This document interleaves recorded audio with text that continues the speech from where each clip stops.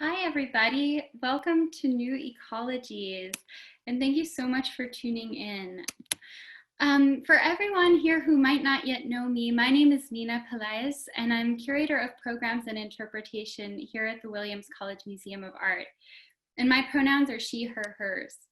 It's my pleasure to welcome you to the program tonight, the very first in a monthly series of virtual programs called New Ecologies, which through interdisciplinary dialogues will continue to explore relationships between art, people, and place.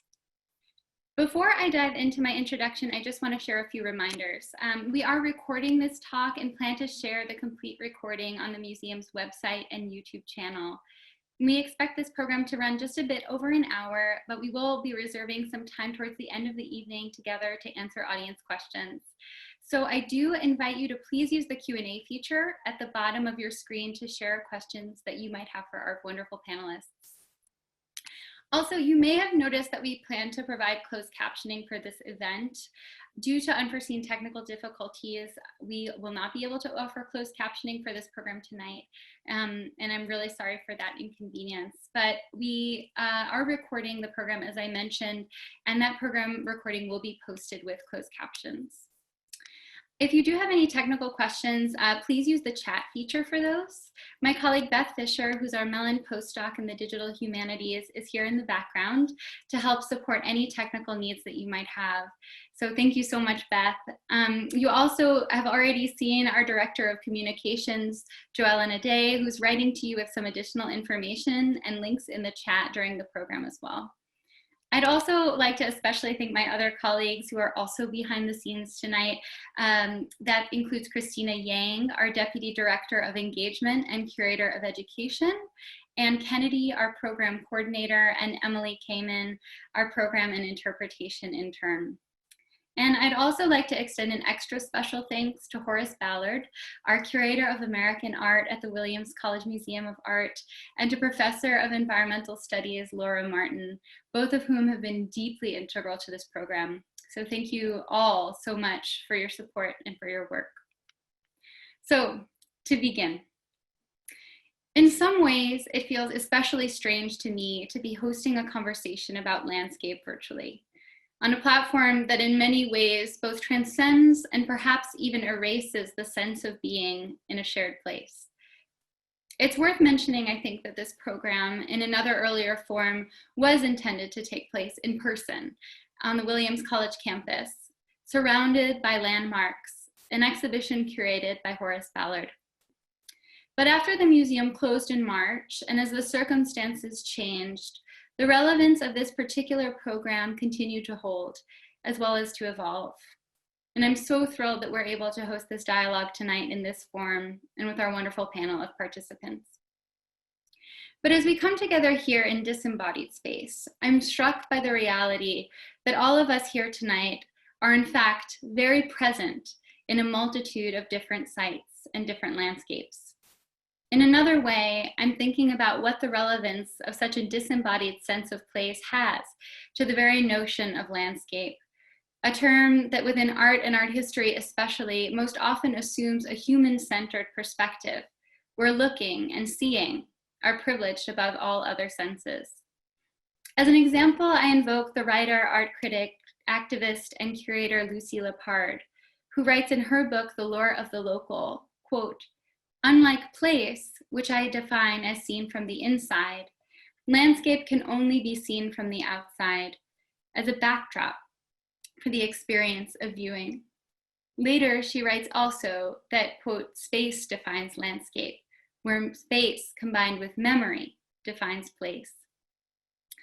I'm looking forward to the conversation with our panelists tonight as we consider our relationships to landscape and place from a variety of perspectives. And I encourage all of you to consider alongside us what the words land, landscape, and place mean for you. Whose vision of land do you encounter when experiencing landscape? Whose visions or experiences of that land may be obscured or omitted? How have the landscapes you experience changed over time, and how will they continue to evolve? Shaped through the past, present, and future of forces, including colonialism, racism, industrialization, land conservation, climate change, and many others. Finally, what might it mean and what might it take to move towards a relationship with land and with landscape that takes into account the whole body, one that is suffused with memory, with experience, with belonging, with care? Along these lines, and before we begin in full, I would like to quote a letter published on June 4th of this year by the scholar and enrolled member of the Citizen Potawatomi Nation, Robin Wall Kimmerer. In this letter addressed, dear readers, America, colonists, allies, and ancestors yet to be, she writes, "Let us remember that what the United States calls public lands are in fact ancestral lands. They are the ancestral homelands of 562 different indigenous peoples. A time-lapse map of North America would show the original lands of sovereign peoples diminishing in the onslaught of colonization and the conversion from tribal lands to public lands." Her words are a reminder of one of the many ways that landscapes and our understandings of them change. Her words call attention to people, past and present, impacted by those changes. For those of us in the Northern Berkshire region and who are connected to the landscape of Williams College and the Williams College Museum of Art, I would like to acknowledge that this place is one that includes the people of the waters that are never still, also known as the Mohican tribe. About 1,500 descendants, now known as the Mohican Nation Stockbridge-Munsee Band, are living today with their land base in Wisconsin. Such an acknowledgement about the past of place, while important, is only a gesture without continued present-day action, learning, relationship building, and collaboration with Indigenous communities. Work that we at the Williams College Museum of Art are taking part in and continuing to deepen. I would also encourage you, all of you, to consider and to learn about the histories of the land that you are on. With that, I would like to offer a resource for you to explore your relationship to the places you inhabit, called the D Colonial Atlas. And Joellen will drop a link into the chat for anyone who wants to check it out. One of our wonderful panelists, Christine Delucha, shared it with me. And it's a website which includes a collection of maps with the mission of helping us to challenge our relationships with the land, people, and state, particularly through a consideration of place names. Finally, it is my absolute pleasure to welcome our wonderful panelists who will be exploring the topic of landscape with us tonight. Joining me are Christine Delucha, who's a professor of history and Indigenous studies at Williams College, Michael Colster, Williams College alumni class of 1985, who is a photographer with work in the Williams College Museum of Art's collection, among many others. He is also a professor of art at Bowdoin College. Julie Ryder, Williams Graduate Program alumni class of 2019, who's a curator who served as the graduate intern for the Landmark exhibition, and Pallavi Sen, a professor of art here at Williams as well, and an artist working in installation, printmaking, textiles, Instagram, gardening, and intuitive movement. In a few moments, I'll turn it over to Julie, who will give a bit of context about the Landmark exhibition, which was so integral to the genesis of this program and to the new Ecologies series. Our panelists will then each share a short introduction to themselves, as well as talk through a few works of art selected from that exhibition and which speak to the ways that they think about or define landscape. Then we'll come back together in conversation afterwards. So please, without further ado, join me in welcoming Julie Ryder. Hi, everyone. Thank you so much, Nina, for the honor of participating tonight. And I also want to thank my dear colleagues, Horace Ballard, Lisa Doran, and Pam Franks, all of whose mentorship during my time at Williams was as vital to my education as my graduate coursework. I was lucky to support Horace in organizing the exhibition Landmarks. And so I'm delighted to speak briefly today about how we approached landscape through a curatorial and art historical lens. So Landmarks thinks about how photographers have reconceived landscape, a genre that's historically associated with painting and therefore has centuries of art historical and socio-political baggage, you could say. And at the same time, these photographers are reckoning with their own contemporary moments. They're wrestling with the relationship between humankind and the surrounding world from the perspective of their specific times, places, and experiences. Our intention with Landmarks was to challenge traditional understandings of landscape through photography. We wanted to push back on the idea of landscape as something that's found, the myth of this artist stumbling around the wilderness and painting or photographing it just as it exists, unmediated by human perspective and artistry. Instead, the exhibition recognizes landscape as something that's fabricated. Just like the paintings before them, these images construct views of the physical world. And in doing so, they convey humanity's complex and often fraught relationship with its surroundings. So now I'll share a few examples of photographs that are in the exhibition and that also appear in the field notes publication, which lives on WICMA's website. Next slide, please, Emily. Thank you. So this first image from 1963 was created by Clemens Kalisher, a photographer who settled in New York after fleeing Nazi Germany in 1933. And this straight-on, straightforward photograph of beech trees seems strange at first when thinking about Kalisher's work in general. He's known for capturing the human ramifications of war, photographing, for example, other displaced Europeans as they arrived in New York City in the 1940s. But Kalisher here suggests a deeper significance with the photograph's title, Normandy. He shot these trees in France, where the Battle of Normandy took place. Kalisher shows us this army of trees standing at attention and suggests that somehow the environment is still registering that landmark event that happened there 2 decades before.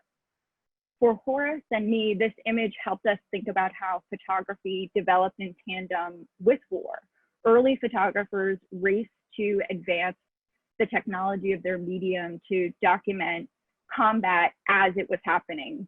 And photographers certainly played a role in advancing war through propaganda, but photographers like Kalisher also used the landscape form to criticize how war affects the earth and its inhabitants. Next slide, please, Emily. This next photograph was taken in 2011 by Latoya Ruby Frazier, a photographer who grew up in Braddock, Pennsylvania. In the 19th century, Braddock flourished thanks to Andrew Carnegie's factories. But after the steel industry collapsed in the 1960s, the town suffered an economic downturn that disproportionately affects African-American and working class families. Frazier saw this firsthand in Braddock, where she grew up. The artist points out that the state of Pennsylvania has labeled the town of Braddock a distressed municipality. Frazier's photograph, called Fifth Street Tavern and UPMC Braddock Hospital on Braddock Avenue, is an aerial view of a neighborhood in Braddock. The image is divided into these 3 neat horizontal planes. There's this swath of land in the background, and then houses and a tavern in the middle ground, and then the ruins of a hospital in the foreground. But it's only the photograph's title that tells us that a hospital was there in the foreground, where we now see rubble. So Frazier takes this traditional landscape form with its horizontal orientation and its bird's eye view and its standard foreground, middle ground, background, and uses it to confront the architectural and social structures that humans have erected. In other words, as we wrote in the Field Notes publication, Fraser's portrayal of Braddock begs the question, whose buildings are considered landmarks and whose buildings are deemed unworthy of preservation? Next slide, please, Emily. For Horace and me, these works helped us understand the widely different approaches that photographers have taken to reimagine this genre. Both Kalisher and Fraser riff on the landscape form in different ways, creating haunting photographs that contend with human-land entanglement. So these are just two examples of how photographs and landmarks unsettle landscapes. And I'll now turn this over to our panelists who speak about other photographs from the perspective of their own work. Wonderful. I'd love to invite Christine Delucha up next. Thanks so much. Can everyone hear that? Okay. When Nina first invited me to take part in this and shared the exhibition list of items, I was overwhelmed because it's such a rich exhibition. And in thinking about what to share today, I really want to focus on this image as a starting point and a jumping off point for some bigger reflections about what it means to engage with place. Place as a noun, I think many of us think of it, but also place as a verb, maybe in the sense of place making, what it means to be actively engaged with that surrounds us. So the image that I wanted to begin with is this photograph by Aaron Siskind. And when I first was looking at this, I wasn't paying attention to its title or any of the associated information. And I was first struck by how geometric it is, that this is an image that really centers these carefully balanced stones. It is as much about the negative space behind them as about the stones themselves. But where my thinking began to change quite a bit was when I noticed that this photograph was titled Martha's Vineyard 108, taken in 1954. And as a historian and also someone in Native American and Indigenous studies, that immediately set off another set of responses. And so that is what I want to share some of with you today. Next slide, Emily, please. So Martha's Vineyard has not always been known as Martha's Vineyard, and still today is not called Martha's Vineyard by everyone who has relationships with this place. As this map is so powerfully showing to us, it has long been known as Nope by the Wampanoag people who are indigenous to this island. And this wonderful map, which reflects a lot of recovery work of the Wampanoag language in recent years, shows just how intimately known this place, this island, has been for thousands of years. It is a very different kind of toponymy or place name aggregation than what you might see on a colonial map or even on a standard tourist map. And so my reason for sharing this map is to help reorient us to the very landscape where these photographs were being taken and done in a series. Next slide, please. And also to put the place where the photography was being done into a much bigger regional indigenous context, right? It doesn't make sense to look at this island in isolation or try to understand it as an isolated place, but instead to recognize that it is part of a really extensive Wampanoag homelands that stretches throughout southeastern Massachusetts. And this map I really love. It speaks quite to the point of a D Colonial Atlas because it's foregrounding indigenous place names. If you notice on this, there's roughly two places that speak to a colonial toponymy or set of place names. The first is where the landing of the Mayflower took place. This is the 400th anniversary of that in 2020.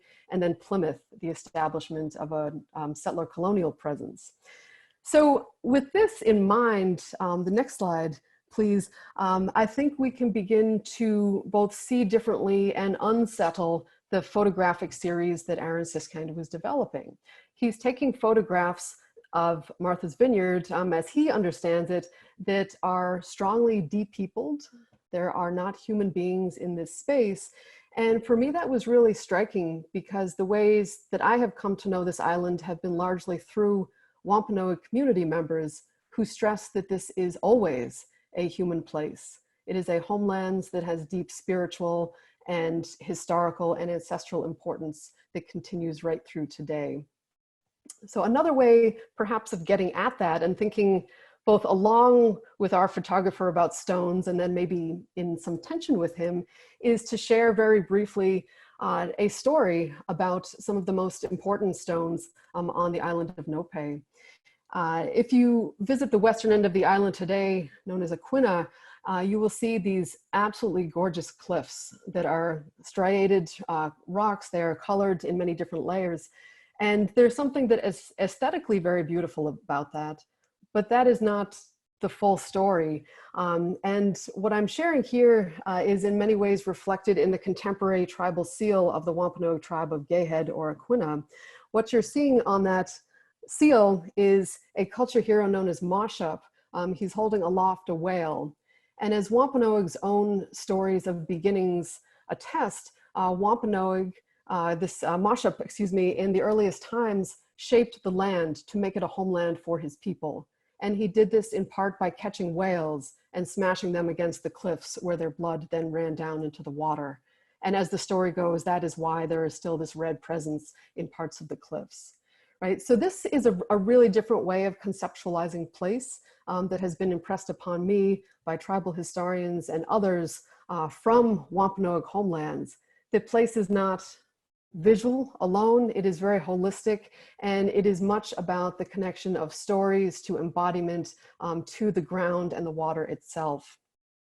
The next slide, please. So I became curious as I was looking into Siskin's photographs as to what the rest of the Martha's Vineyard series includes. And I wanted to share this image, which is not at WICMA, but it is in the collections at MoMA if you wish to look at it online, showing some of the stone walls across the island. Without knowing much historical or cultural context, one might look at this photograph and be struck by its formal qualities, the kind of zigzagging pattern, the way that the walls, which also have a ruined quality, are cutting through space in a kind of asymmetrical way and drawing the eye further into the distance. For me, that was not my first reaction to this photograph, and it's not my deeper reaction, because knowing much of the history of this island, these stone walls were intimately involved in histories of dispossession, as Wampanoag people confronted and endeavored to push back against colonizers whose livestock, whose farms were increasingly spreading across Wampanoag homelands. So for me to look at this image, there is a violence to it. There is an unresolved quality because settler colonialism on this island is ongoing and has caused enormous difficulties for community members who are struggling to be able to afford to live on this island even today.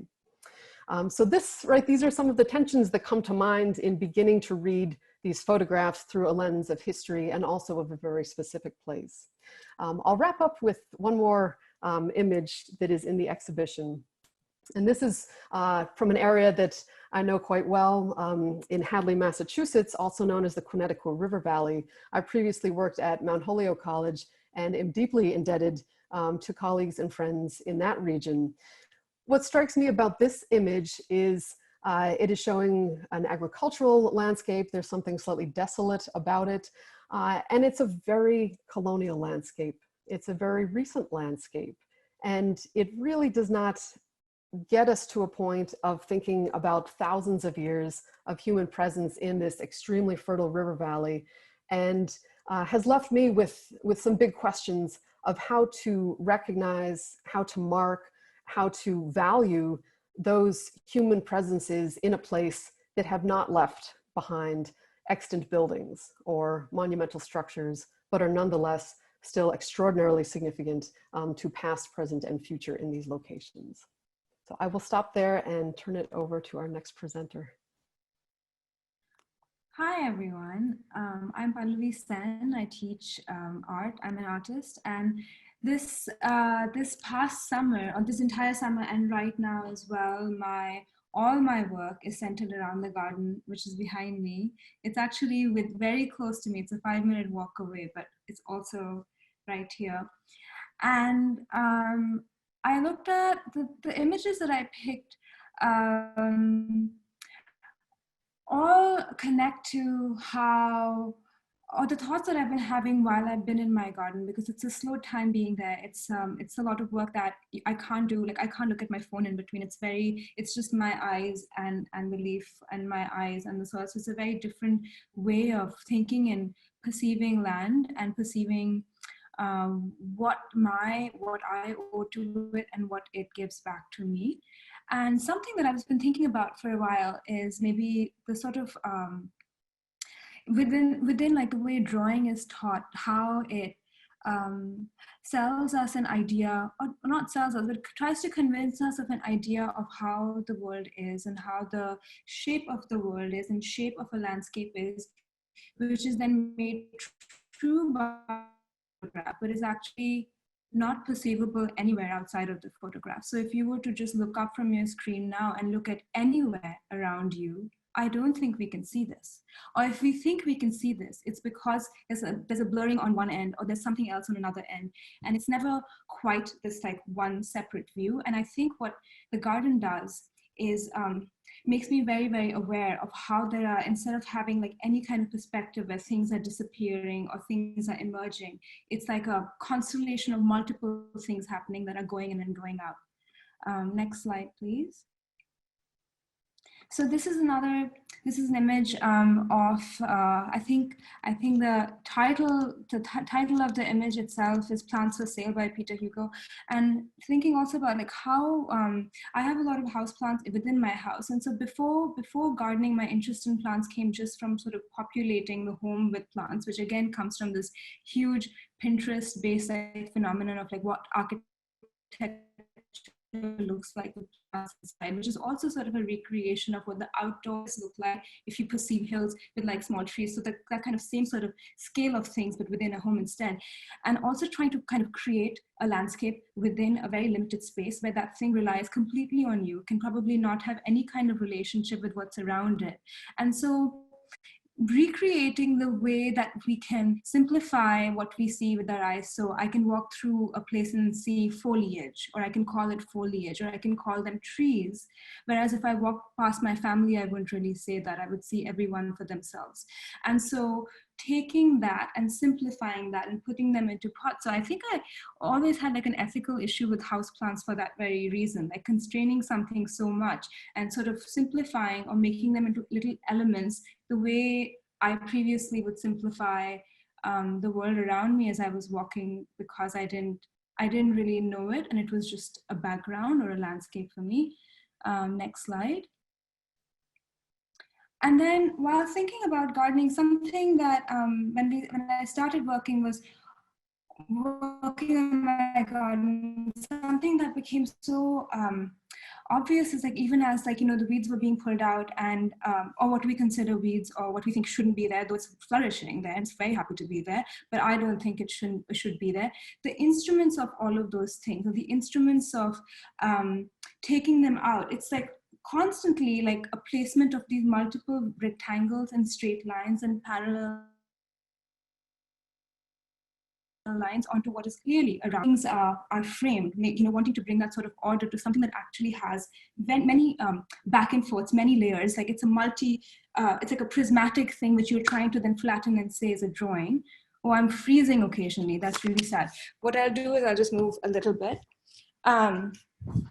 So I hope I'm not freezing now.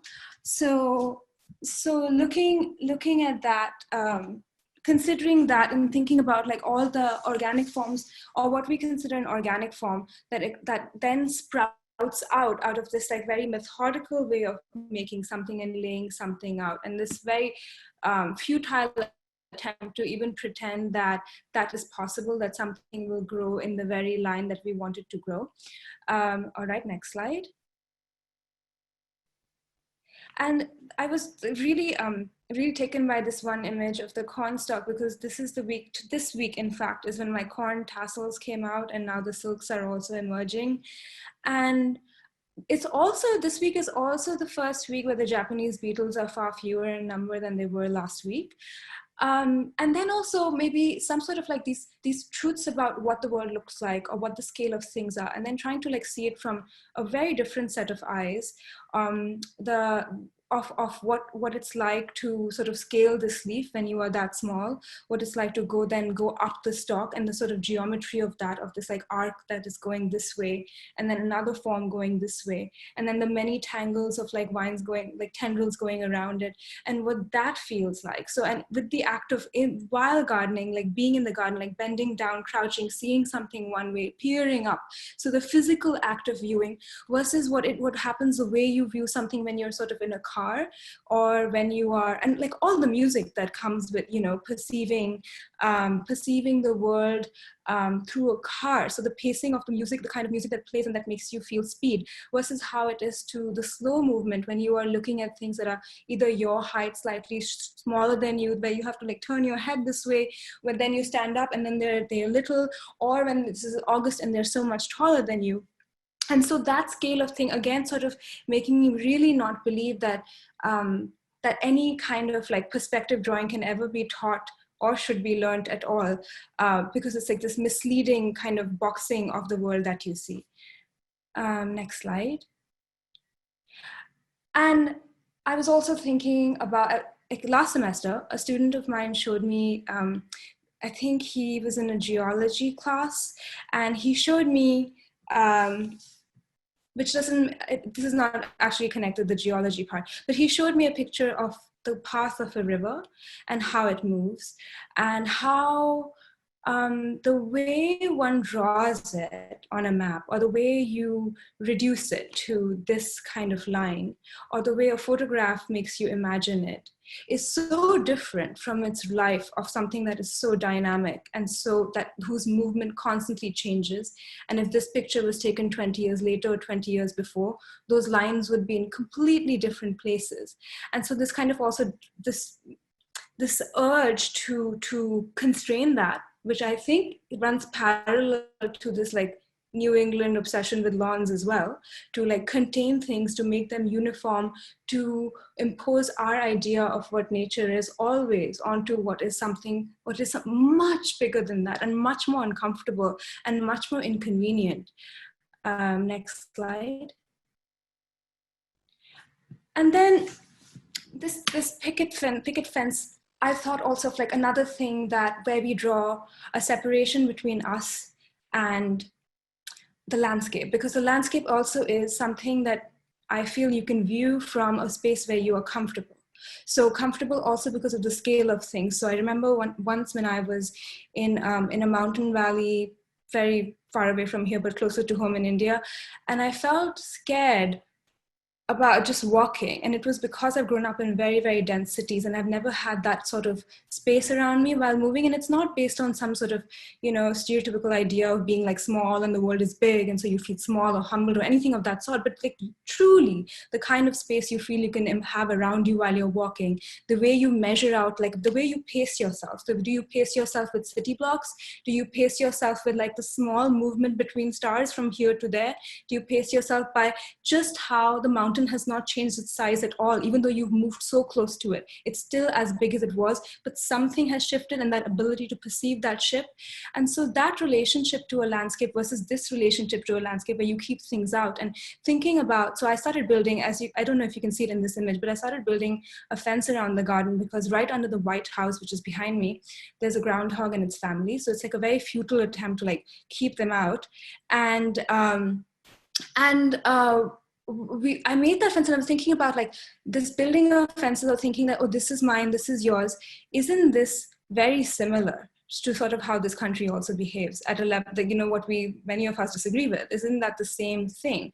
And so what could be a kind of fence? What could be a kind of like the difference between what is considered, what is the wilderness versus what is my cultivated space? What is a kind of you know, permeable fence.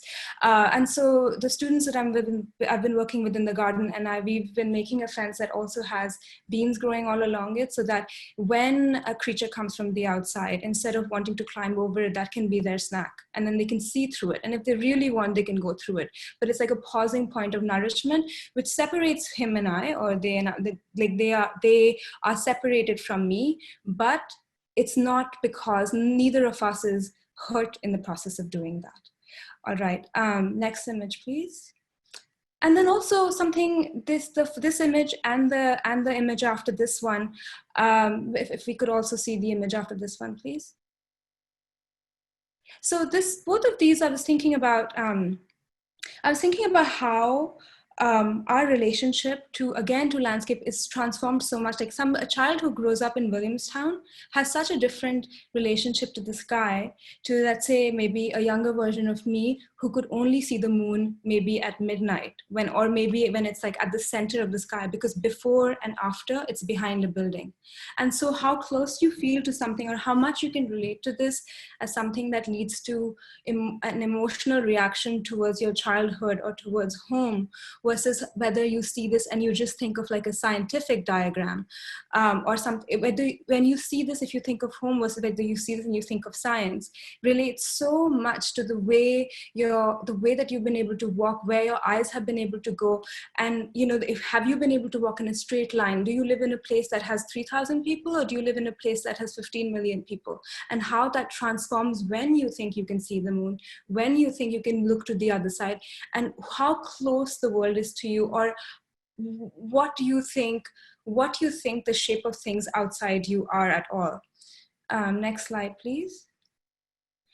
And this is an image by Anna Mandiato. It's a work by Anna Mandiato. And I was thinking about this work because it also it clearly has this like beautiful infinity. And this, along with the moon, are like these two sort of symbols that simplified forms of things that are there, but things that have become very, have really surfaced in pop culture as like symbols that keep recurring. So the moon comes in over and over again, especially because of how like popular astrology has become in the West, and how maybe this kind of like neoliberal astrology, and also maybe like a lack of fear of astrology, but sort of this new fascination of what this moon is and its magical properties. So like being able to kind of touch these things without any risk, which came with more traditional forms of following astrology.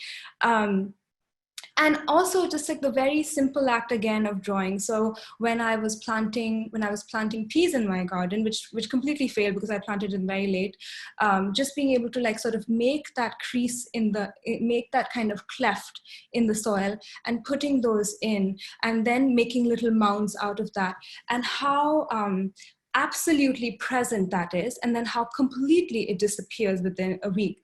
Next slide, please. And I'm sorry, I'm not like naming every image and who it's made by, it's on the website. And this drawing too, and I see this of course definitely as a drawing, is makes me also think about like when the way we either make things or do things or try to archive things. It's like archiving really for what? Like we have maybe 10 years to change the course of how things are or how things are going to go, after which a future or like a long future for most of us is really not, especially in the global south, not guaranteed at all. So museums for what? Like trying to keep air conditioned or like temperature regulated places for what? And so sort of also thinking about this like a gentle way of being, a gentle way of making. If you are somebody who makes, what are ways of you making, or what are like social sculptures that you can construct that can be in this world gently, peacefully, so like the circle, like, but exist right then, have that satisfaction right then, but not sort of be connected more to an egotistical way of making, which wants the work to be preserved forever. Kind of also how we think about mountains, how we also think about rocks, because our lifespan is so short that we can only think of these things as unmoving and permanent, because we have no idea how things move over like 1,000-year span or 2,000-year span, because we don't see it. So we see, I mean, even the fact that we think of some things as inanimate. Next slide, please. So this last, the second to last drawing is again of, this is a drawing of what I thought my garden would be like. And so I planned everything, like what would go into each square. And this is exactly how it is. And then what it actually looks like is the next slide. Next slide, please, which is this. And so I think always of whenever I see an image of like a landscape or of like those pictures that used to be very popular maybe 15 or 20 years ago, or the kinds of images people take with drones of like things that like simplify the thing or give the sense of like grandeur through simplification, but what something really truly is, which is like home to billions and keeps getting more and more complex as closer and closer and closer you get to it, and how terrifying that is and how many difficulties that poses because it's not easy, versus the turf lawn, or versus the lawn, or versus the scenic image of hills which have just been painted gray to make them seem so clear and easy.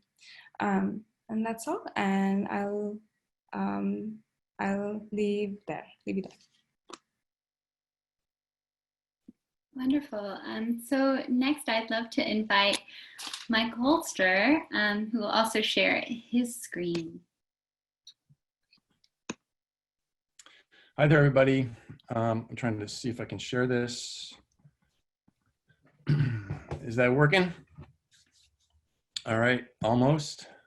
All right.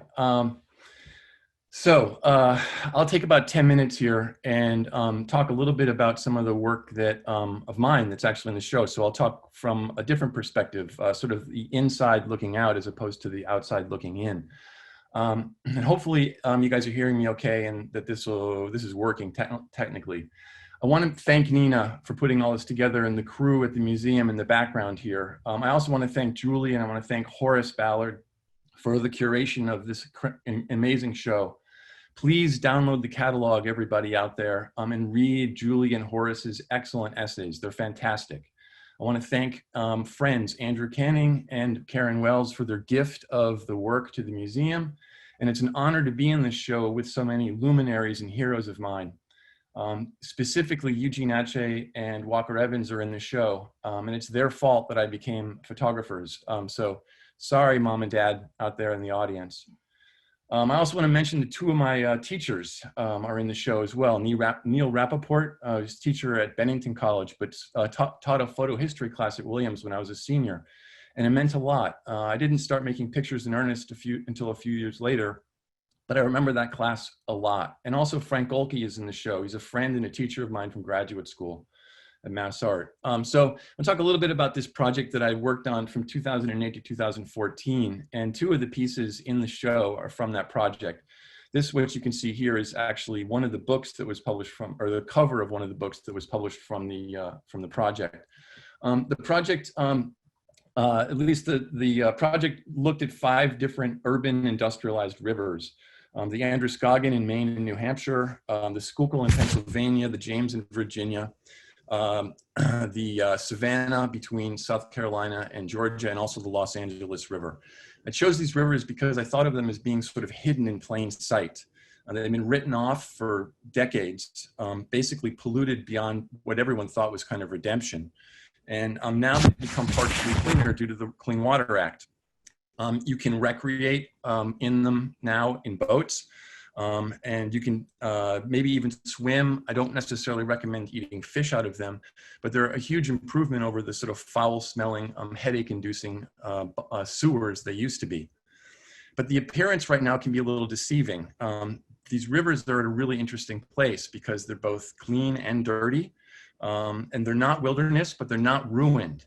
And they're like most of the places that we live in. The places, and one of the reasons why I'm interested in them is because the strict dichotomy of nature culture fails to acknowledge these realities, and a new pervasive hybrid has reappeared. It means that we need to rethink how we manage these places.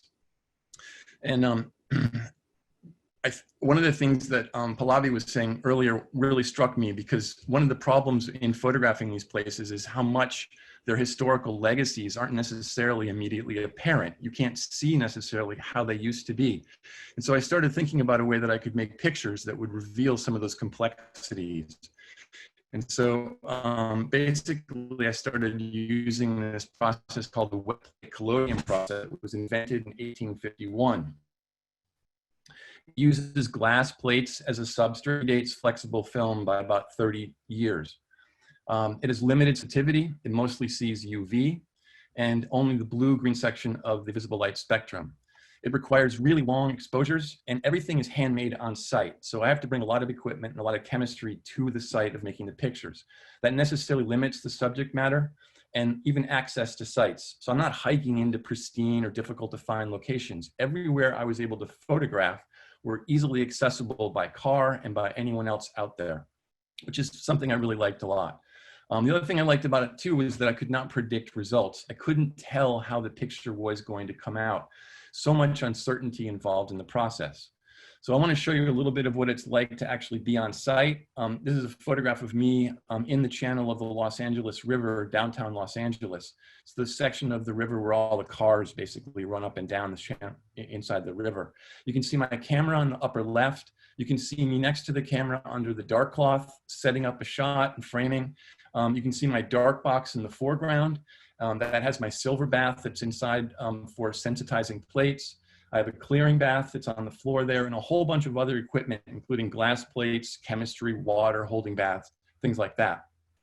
And so this is actually the photograph that was made in that scene that you just saw. And it actually happened to be the cover of the second book that came out as a result of the Rivers Project, this one being on the LA River. And you can see that Frank Golke, perhaps you can see that Frank Golke was one of the contributing contributors to the volume. He contributed a really wonderful essay.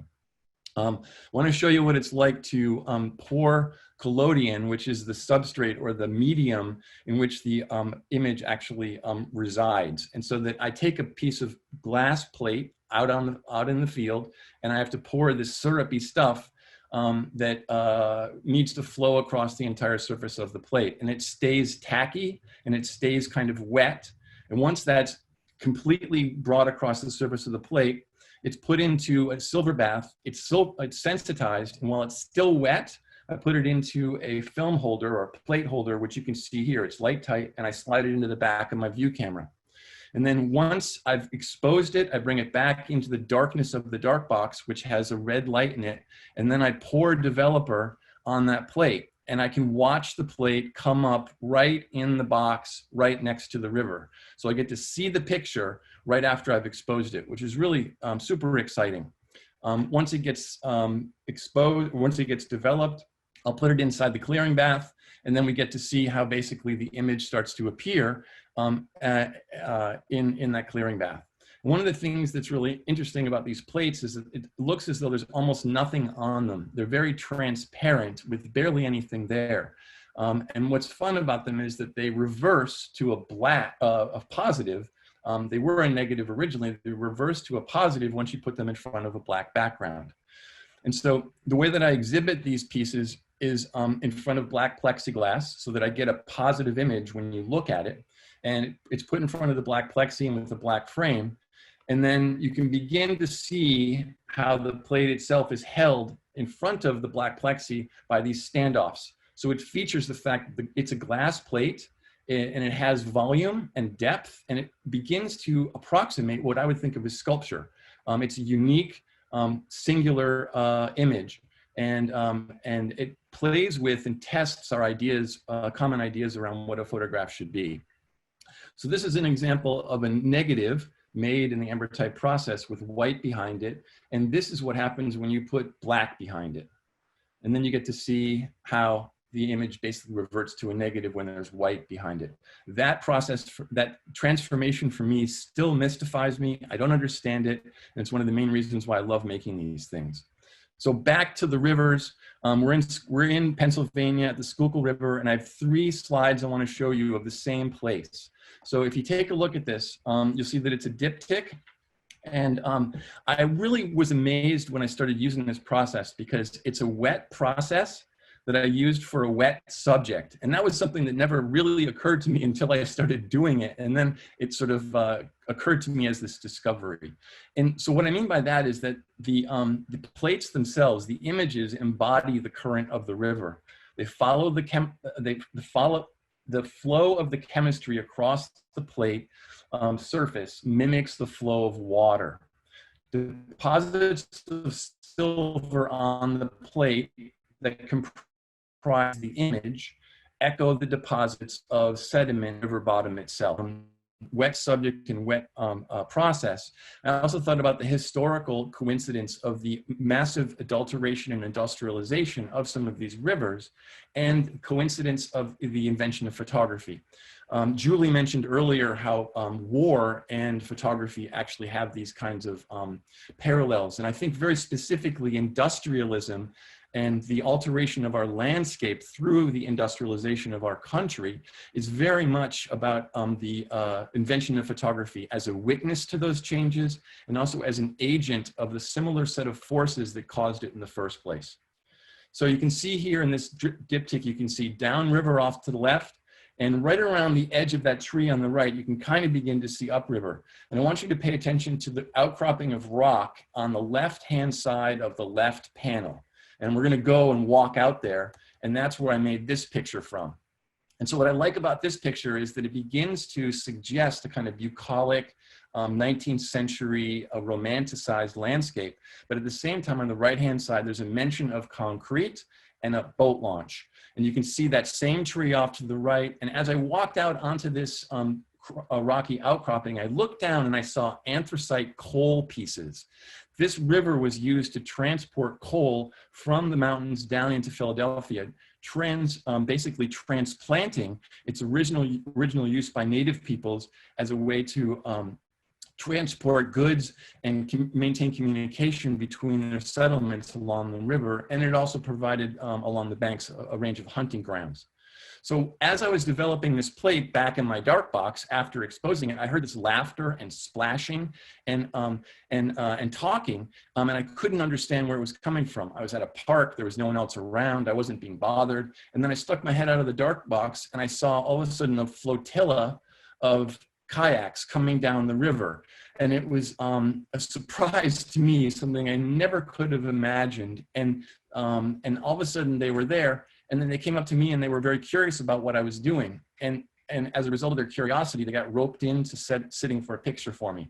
So that this was a picture that I had to ask everyone in it that was willing to be in it to wait for 20 minutes while I prepared the plates. And then when I came out with the plate, they had to stand still for 1 minute for the exposure to be taken, because this is such a slow process. It's not very easy to make pictures of things that move in it. So these guys were really good at staying still and allowing me to make the picture. So this group of kayakers, in some ways reclaiming the river from being hidden in plain view to being more visible. More of a resource begging to be managed with a variety of voices and perspectives, entering into a discussion of how to manage a place that carries historical legacies of abuse and degradation, but also holds the promise as a vibrant ecosystem and less a sewer for our wastes. Thank you. Wonderful. And I'm just gonna, thank you all so much. I'm gonna invite our other panelists to take themselves off of mute and share their screens, or maybe not share their screens, but Pallavi, we're looking at your beautiful garden. Pallavi, I think you might be sharing your screen with us, or someone might be, oh, perfect. There we go. And Christine, we're just waiting for as well. You stopped my video, I think. Okay, I'm gonna start your There we video. go. Ask you to start. Perfect. Thanks. Thank you all so much. It was so beautiful to hear just your beautiful reflections. And I'm delighted to see that we have some really wonderful questions and comments already in the Q&A. And so I'm actually, some of these ideas resonate with my own. But I wanted to actually call out Mike Hansen's comment early on that he said wasn't a question, but a comment, but calling out the concept of absence in landscape and the missing scars of war and the missing hospital in the image, Julie, that you shared. And I wanted to just name a few things that listening to all of you really resonated with me. And that's really a kind of series of questions or maybe ideas about the idea of what is maybe absent, but also present, as well as notions of impermanence, the idea of the unfixed, the absent and also the changing. And I just wanted to call out a few things in each of your talks that resonated with me along those lines. Julie, I think first about the images you shared, images that evoke themselves moments and instances of loss, whether extant in the image or otherwise in the history of. Okay, we're good. I think, Christine, about your call and notion of the unseeing of landscape, which I thought was so powerful. And Pallavi, your call for what you said is a gentle way of making that thinks and works beyond preservation and beyond permanence. And finally, Mike, I think about your process, the unfixed nature of the making of those photographs, as well as the viewing of them, which with their Black backgrounds, you know, in the experience of looking at them, there's a kind of, you see yourself in them and the world is reflected in them, as well as the subjects you described.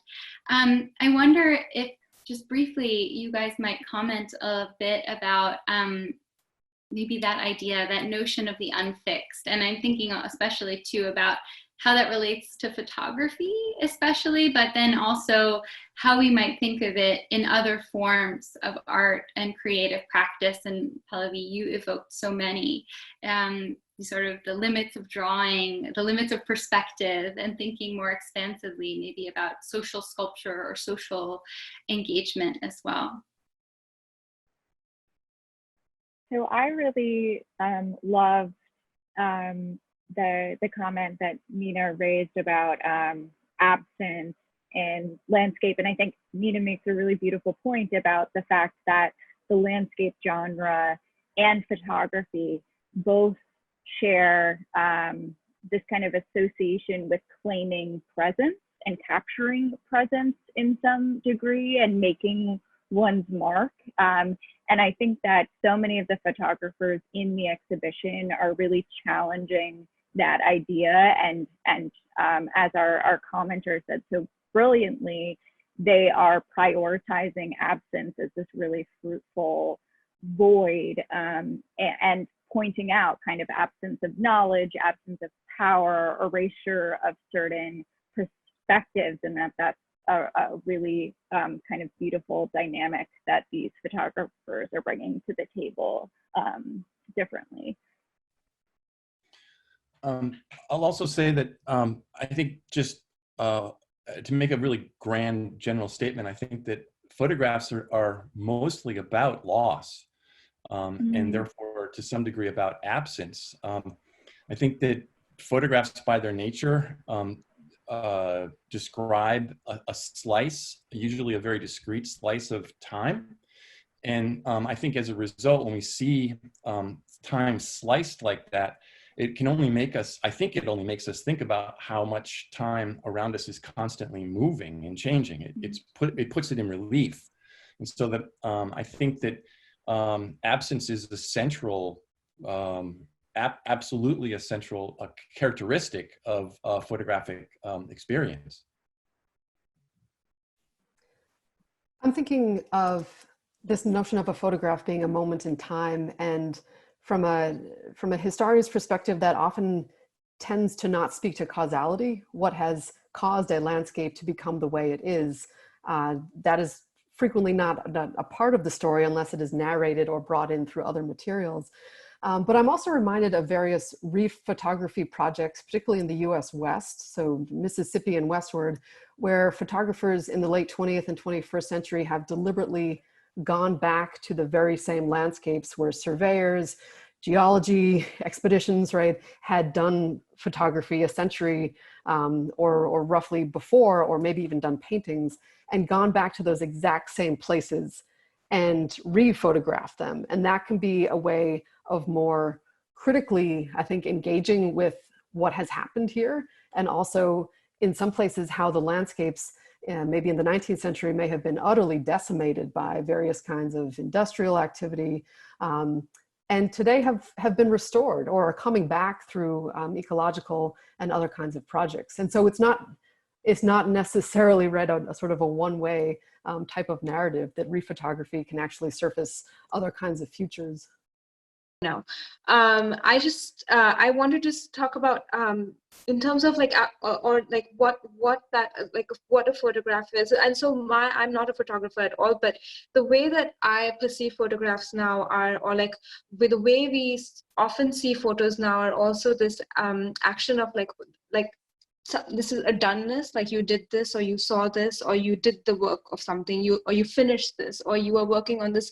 And especially when we're so far away and we're not really close to what somebody is seeing, or we're not really with the person who's seeing this or who's showing this, there are these huge assumptions of what that person's experience of being there are, or what that person's experience of these very things that they are sharing are.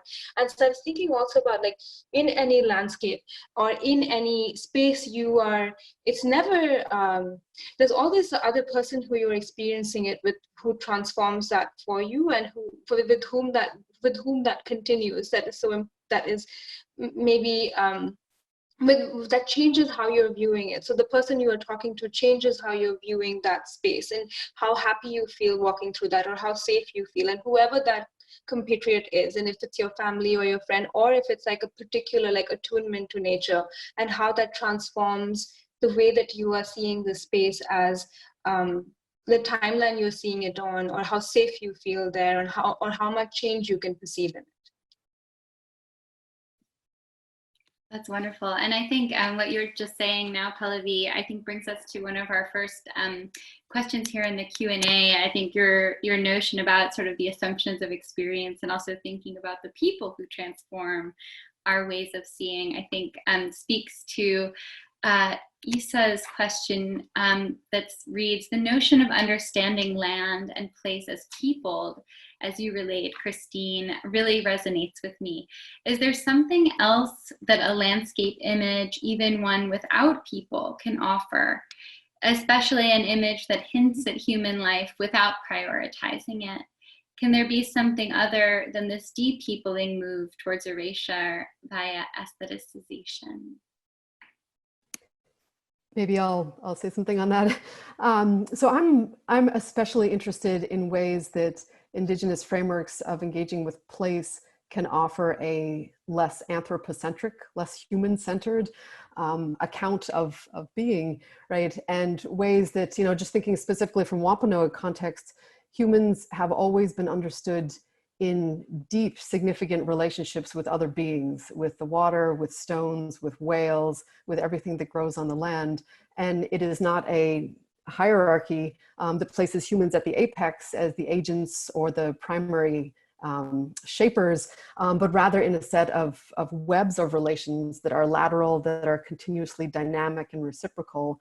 And there's some extremely profound dimensions to that in terms of artistic practice, right, that can reorient so that humans may be present, but in a way that is always embedded within these other series of relationships. And that is starkly different than so many kinds of colonial or colonial inflected ways of seeing, which have sometimes almost unthinkingly centered the human and particular kinds of humans as the primary actors or viewers, or those who make the representations. And I think maybe just trying to build on that a little bit is coming back to just, you know, again, speaking a little bit from my own experience in using that particular process that I described. One of the oddest things and the most wonderful things about it was how much I couldn't control it. In fact, the materials themselves, I had a very direct conversation with them. And I would be on site for 4 or 5 hours. So I would watch essentially how the earth was spinning and how everything else around me was changing. And of course, not everything around me, just I was changing too. And then, but that relationship with the physical world through the way of creating these images on these glass plates was incredibly profound to me. And it really spoke specifically to the ultimate limits of any illusion of control that I might be able to bring to bear. So in that way, I think it ties in a little bit to what some of the ideas are what we're talking about here, I think. If I might actually ask another question that I think builds on this too, and I think also speaks to some of the things Julie and Pallavi that you've mentioned, is a question from Jake, who asks about the relationship between landscape and their texts and titles. For example, the Latoya Ruby Fraser photo of Braddock, Pennsylvania, and how we only know the location from its title. He's asking, did the exhibition include any images of unknown or unrecorded places? And does the category of landscape photography depend on having a specific reference point? And I guess I just wanted to add there too, just to build on some of what Christine was just saying too, of, this question about language also makes me think about the human-centeredness of language, and also language is also being very centered in a specific nation perhaps, or identity, and in what ways language might be accessible or inaccessible, as well as, I think, building on some of the other comments here about historical legacies and how named places also change over time. So, that feels like maybe a question specifically for you, Julie, but then maybe others have some things to weigh in on there. Absolutely. Thank you so much, Jake and Nina, for that. I was thinking while Christine and Mike were speaking about the Robert Jans and Anna Mandiato work that Pallavi very wonderfully raised in terms of the fact that both of these artists are creating marks in the environment that then the environment is pushing back on almost immediately, and that they are often recording that process of erasure and pushback on the environment's part, and that both of those photographers don't identify the places particularly, it's really specifically where they photograph these landscape views, and that I think what's so powerful about them is kind of this sense of displacement, and also this sense that the environment is responding and pushing back at all moments, no matter where we are, and that it can be kind of this universal experience. So those were the works that I was really thinking of when you were talking. Pallavi, do you want to add anything to that?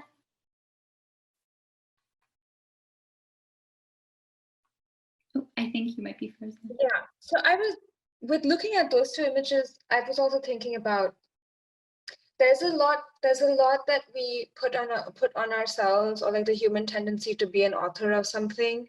When if you look at the fact that is soil, and those are, all of those shells, all of that sand are shells that creatures made, millions and like billions of creatures made. There are so many authors to that ocean front, that the waves itself, of course, and to say that, to attribute any of these to a person for just marking it and then to taking a still image in our lifetime, with this very brief technology, is putting so much on a person, when it is like this massive architectural work of billions of beings who are working on it, to us anonymously, but not to themselves anonymously, not within their own societies anonymously. And so I think that it's only from our point that we can use the word nature as a whole doing anything with us, and not us being just like one of the few things that have happened on the surface of that soil as it's rising, hopefully over like thousands of years. This is just such a small, like nothing of a gesture in the lifetime of that soil, which I think that's wonderful, to like sort of to only have that minimal impact and not the kind of impact of the Anthropocene, so that's what I think of, like of the maybe the smaller ways in which we can participate. That's wonderful. Thank you so much. So I realize we are over the hour, and I do think I'll just ask one more question, which is directed to you, Mike. And then for those of you who would like to stick around, the final sort of prompt for all of our speakers is to share a a reflection or a prompt for all of you in our audience to experience landscape in your own way. So we'll continue, but if folks have to peel off, we of course understand. But before we do, I'd like to sort of maybe combine a couple questions for you, Mike. One is from Jenna, and she says hello and asks if you would speak more about the connection between war, landscape, and photography, specifically the photographs made with collodion and its influence on your practice. And I think that resonates in some ways with Jean's question, who says, Michael, your photographs are done with alternative methods that have been shown tonight. Do you use these methods for their basic earthly capture of landscapes without the use of artifice? Hi, Jenna. How you doing? I think that there's something about the 1850s that is really interesting. Actually, the second part of the 19th century that's really interesting, because so many things were happening technologically at the same time. And then in some ways it kind of compares a little bit, you know, maybe what we've got going right now is an order of magnitude more, but you never can tell. Maybe it's just relative. Anyway, the idea about connection between war and photography is one that I haven't thought a lot about, except that the fact that the wet plate collodion process was the process that was used to photograph the Civil War. And so any photograph that you see from Civil War is wet plate. And instead of making photographs like I do that are very faint on the glass, they make them very opaque. So they expose it a lot more, they get a lot more silver, and then they can make prints from it. And they're a lot smarter. They can make lots of prints, and they can make, well, they can basically disseminate the images more easily. So I think about, again, the industrialization and that process feeds into, I think, the ways in which we wage war. And what's interesting too is that even, you know, during the Civil War, there was telegraph being used to communicate up into battlefronts and then back to intelligence units. And so that, you know, this whole use of photography and other methods of communication and description were kind of burgeoning around that time. And of course, we've just basically taken that and run with it. I'm not sure if that really answers the question. And then the second question was just about not using, I think just photographing nature without the sort of reference to humankind.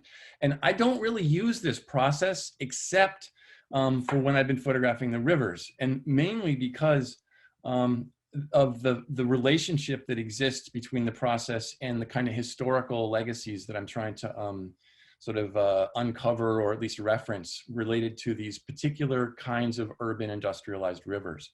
I have made portraits, right, Jenna, of people that you know, it's fascinating to photograph people with this particular process. You have to use a head brace, and they're usually a minute long, and they can't move, and they can't blink, they can't breathe. But if you see pictures of Lincoln, that's pretty much how it was made. I can't say that I actually go out and photograph the natural world without some mention of our own presence, I guess, in it, because that just feels like it's a little bit more, it's more complicated, I guess. Thank you all so much. I think we are probably out of time for questions, and I do want you all to have time to share your beautiful prompts, which are such gifts for our audience here, for those who are able to stick around. But just before we do that, I really just wanted to also extend a huge thank you to all of you for the beautiful conversation and the beautiful message you've been sharing with us. And I also wanted to acknowledge the presence of Wally and Roz Bernheimer, who I believe are still in the audience with us right now. And just thank you both individually for the beautiful contributions that you also made to the Landmarks exhibition. We're so thrilled to have you as just collaborators and supporters. So with that, I think we're going to have a little bit more screen sharing and some brief gifts for all of you to part with this evening as you all return to your landscapes and to your places and continue to think about these questions. So for my prompt to the audience, I'm summoning James Baldwin, and this is an excerpt from his 1962 essay, The Creative Process, in which Baldwin ruminates on the role of an artist. So I'm just going to read this for everyone. Perhaps the primary distinction of the artist is that he must actively cultivate the state which most men necessarily must avoid, the state of being alone.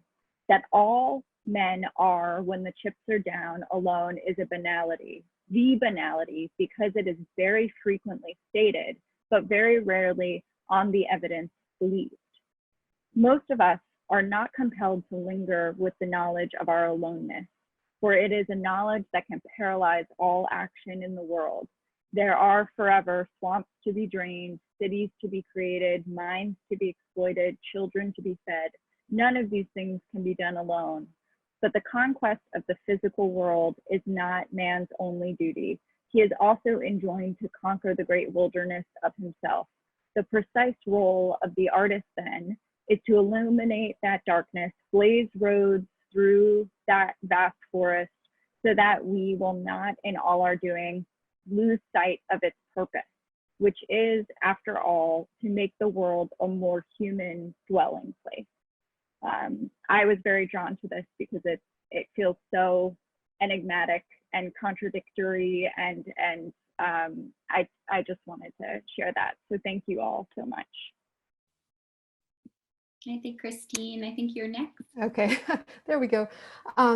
So I have been thinking a lot recently, as many people have, about memory and place, memorials, monuments, what is marked, what is unmarked, whose values these marked landscapes communicate. And I wanted to leave us with two thoughts from Indigenous scholars who are deeply involved in art and reflecting on the ways that art in place can be both a provocation to other ways of seeing and being, and sometimes a problem. So the first of these in the upper left-hand corner are some remarks from Robert Warrior, who's Osage, and he's describing a public art exhibition he curated at the University of Illinois about a decade ago, featuring work by Edgar Heap of Birds. And it was a series of signs across the campus landscape that described the native host nation on whose lands the campus stands. And as he so forcefully describes in this essay, these signs were very quickly subjected to vandalism.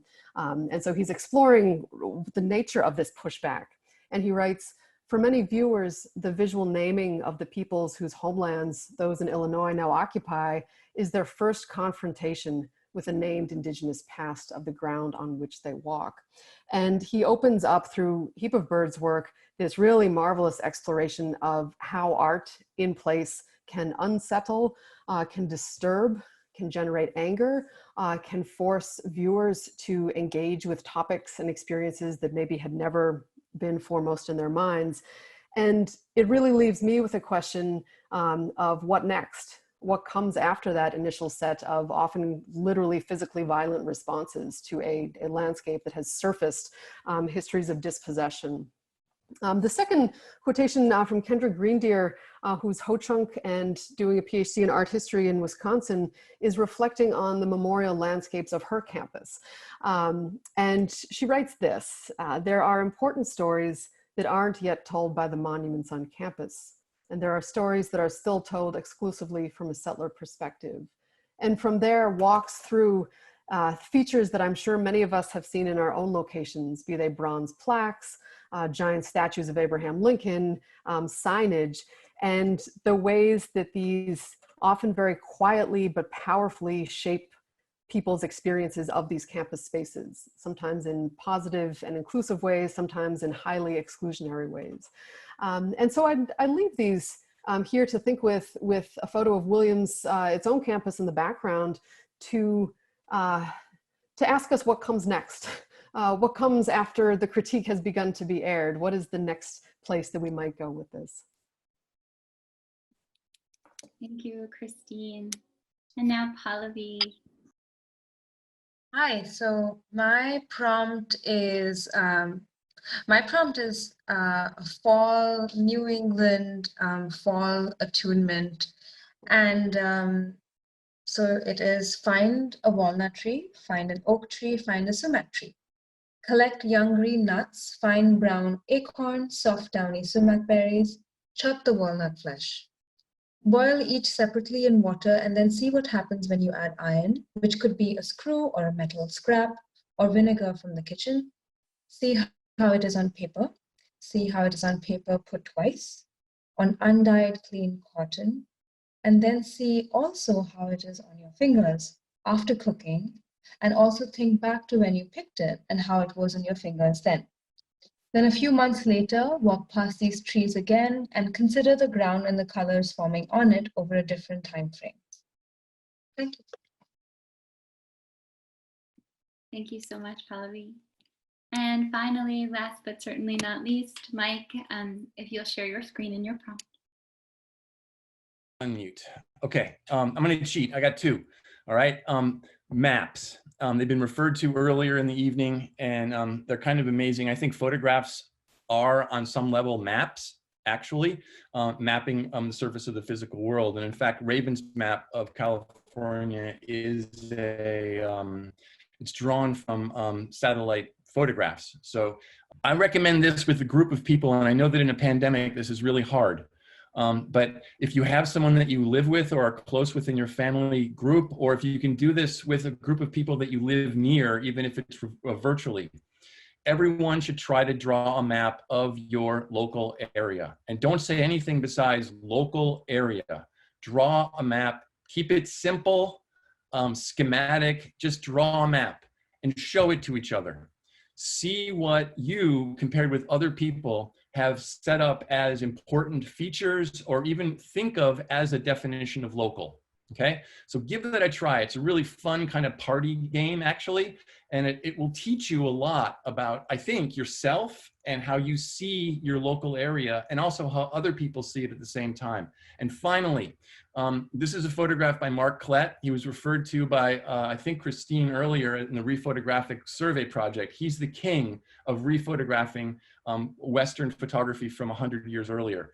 Here he made a self-portrait on his 52nd birthday, and he sat in front of the camera for 1 hour. Okay? He sat in front of the camera and allowed the photograph to be made over the course of 1 hour. I'm not suggesting that all of you do that. What I am suggesting is take Julie's advice a little bit, be alone, and sit in a place and stare at it for an hour and watch it change. That's it. Thank you so much, Mike, and thank you, everyone. That concludes our program this evening. Thank you all so much for spending time with us. I did also just want to let folks know that, as I mentioned, this is the first in the series called New Ecologies, which we will be hosting monthly conversations on the topic of art, people, and place for the coming year. So it's really exciting to start these dialogues with this wonderful, beautiful group of people. I'm really excited to announce that next month we will have our second in the series. The topic will be on public art. So actually, Christine, your commentary leads us, I think, as many of the things we've said today, leads us into kind of our next dialogue. And I'm thrilled to say that we have 3 artists, Ursula von Reidingsgaard, Avrona Pondik, and Alice Aycock, who all have relationships to the public art on the Williams College campus and to the collection of Williams College, who will be talking about the past, present, and future of public art. So delighted to share that. That will be on August 27th, and we'll be announcing it formally soon on